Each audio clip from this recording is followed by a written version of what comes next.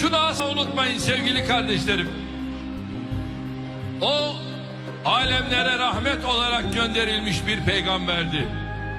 O Yaradan'ın Habibim diye seslendiği efendilerin efendisiydi. O Hatemül Enbiya idi. O son peygamberdi. O Miraç'ta peygamberlere namaz kıldıran imamdı.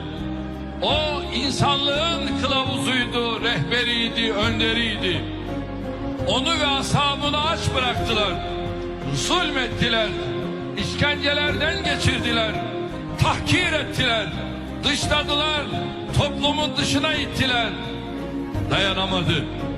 O çok sevdiği Mekke'yi, mükerrem sıfatlı Mekke'yi, evini yurdunu terk etmek zorunda kaldı.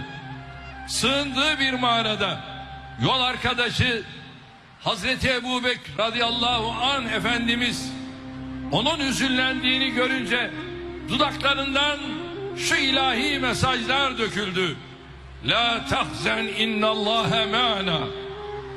Korkma, çekinme, üzülme, hüzünlenme, yeyse kapılma. Allah bizimle beraberdir dedi.